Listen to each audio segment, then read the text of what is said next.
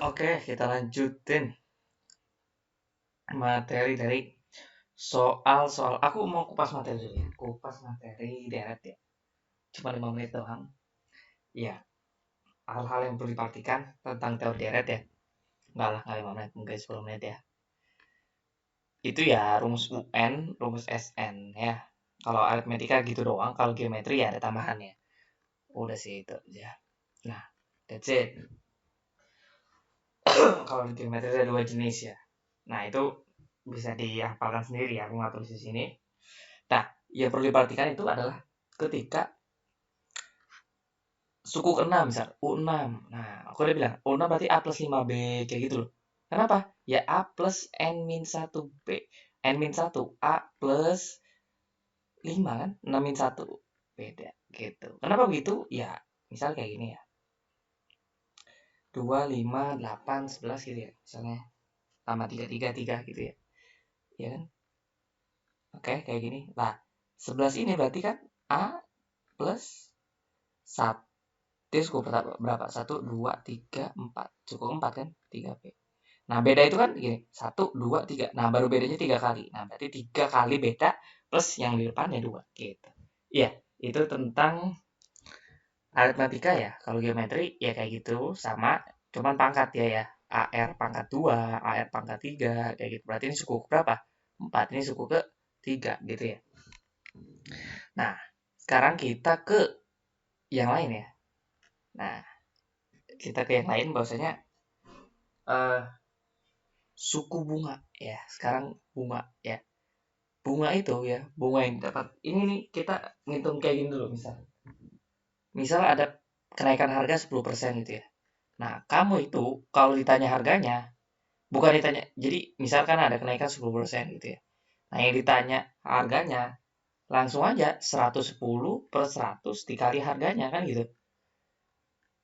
Jadi harga selanjutnya setelah dinaikin itu berapa gitu.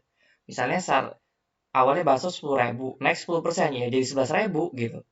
Nah, sia-sia, bukan sia-sia ya, lambat kalau kamu itu ngitungnya gini, 10 per 100, ya 10% kan?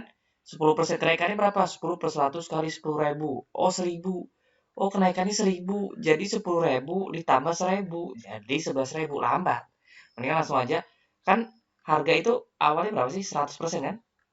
Nah, ditambah kenaikannya berapa tadi? 10%. Ya udah, jadi 110%. 110 per 100 dikali harga awal gitu. Itu langsung dapat apanya?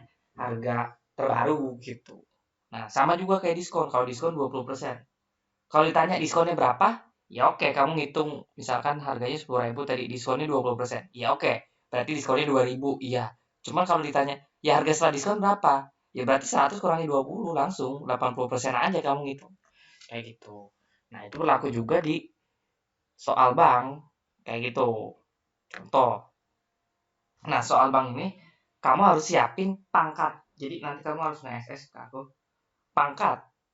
Pangkat 5. Gimana caranya pangkat 5, pangkat 6 di kalkulator itu gimana? Jadi jangan cuma kuadrat doang. Ya gimana bisa menghitung kayak gitu? Contoh misalnya ini aku ngarangin contohnya ya. Kamu ya ujian data 10 juta. Nah, punya dana 10 juta. Terus dibilang kayak gini, selama 5 tahun gitu. Nah, bunganya tuh misalnya 6% per 6 bulan. Nah, hati-hati kan, per 6 bulan. Berarti selama 5 tahun kamu dapat berapa? 10 kali kan gitu. Nah, berarti nanti pangkat 10.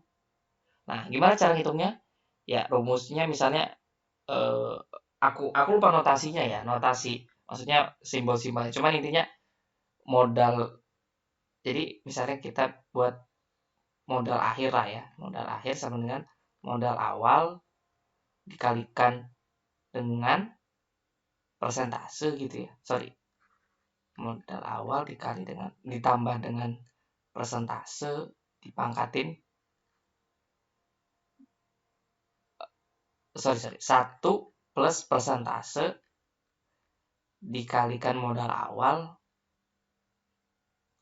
ini dipangkatin n. Nah, kayak gitu. Nah, maksudnya gimana?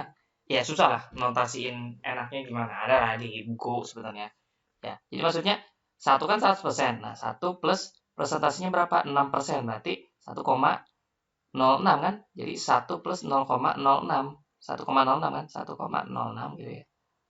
1,06. Pangkat berapa? N-nya berapa? Selama 5 tahun. Nah, 5 tahun itu tadi 6% berapa? Tiap bulan kan? 6 bulan kan? Nah, berarti kalau 5 tahun dapatnya 10 kali, berarti harusnya pangkat 10. Nah, ini pangkat 10 nih. Nah, dikali berapa? Modal awalnya 10 juta. Nah, nanti hasilnya ini adalah itu kamu apa namanya? eh uang yang ada di bank sekarang berapa kayak gitu. Nah, ini aku coba hitungin ya di kalkulator real 1,06. Waduh, malah ya HP ku. Bentar. Aduh, aduh. Ada aja ini HP. Coba aku ngitung di kalkulator asli aja.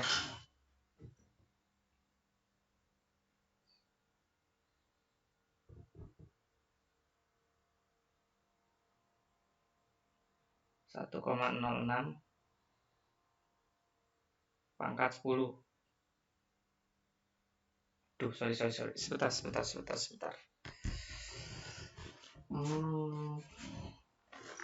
Lama banget HP. Nah, 1,79. 1,79. Nah, berarti 1,79 dikali 10 juta. Nah, berarti berapa?